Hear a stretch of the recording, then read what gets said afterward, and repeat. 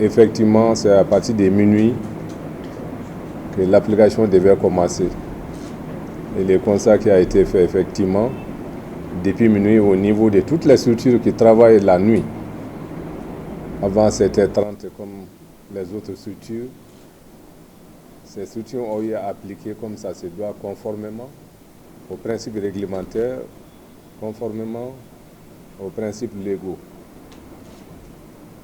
Autrement dit, la grève a observé en tenant compte des principes de service minimum.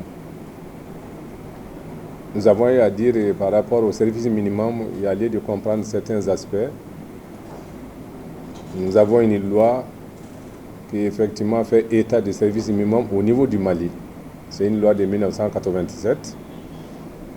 À la date d'aujourd'hui, il y avait certains services qui n'étaient pas créés. Il y a certaines branches d'activité qui n'existaient pas. Mais ce qu'il faut retenir au plan conventionnel, le service minimum concerne la branche de la santé, les télécommunications, les transports. Voilà essentiellement ce qu'on peut résumer, et la sécurité.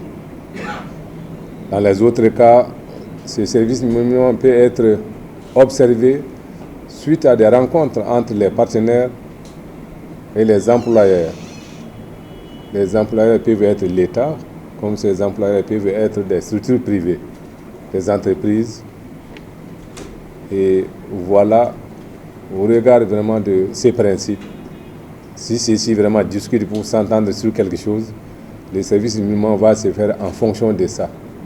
Il ne s'agit pas d'une partie d'imposer à l'autre. Je pense que ce message est bien passé. En tout cas, jusqu'à la date, au moment où je parle, je n'ai pas eu écho des perturbations par rapport à cette question de service minimum. Donc je félicite les camarades qui ont eu vraiment à suivre, surtout au niveau des piquets, les principes qui est requis en la matière. Et vous avez constaté tout au long de la matinée jusqu'à l'heure où nous sommes, les va-et-vient.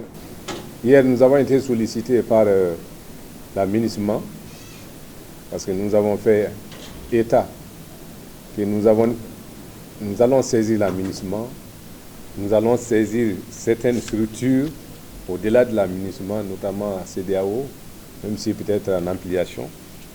Et au niveau international, la Confédération syndicale internationale, également l'Organisation de l'unité syndicale africaine, et éventuellement la francophonie et l'international francophone de social.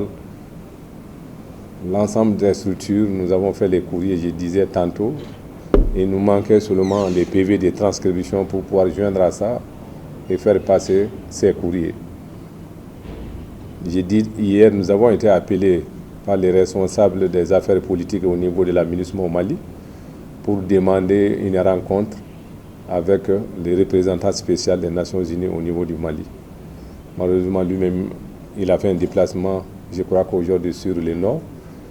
Il n'a pas pu être là, mais il a pu envoyer en tout cas son adjoint et puis les responsables chargés des affaires politiques au niveau de la MINUSMA au Mali ici. C'est eux qui étaient là ce matin. Cela a été couplé à la rencontre également avec les représentants de la CEDEAO au niveau du Mali ici, le professeur Boli. Et je crois par rapport à ces différents éléments, il a été question de comprendre un peu le contexte dans lequel on se trouve aujourd'hui, pourquoi on en est là, et demander vraiment encore plus de compréhension, plus de tolérance de part et d'autre pour pouvoir vraiment faire sortir les pays de cette situation. Je dis bien tolérance de part et d'autre. Le principe, le syndicat est habitué à cela. Nous demandons si nous avons quelque chose, on attend pour l'avenir, on revient encore à la charge.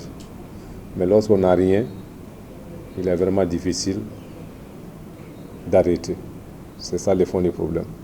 Et jusqu'à la date d'aujourd'hui, rien ne nous a été proposé de façon claire et nette. Et il sera difficile pour nous de dire à nos militants, non, nous allons baisser les bras, parce que quelque chose nous a été offert. C'est ça la réalité.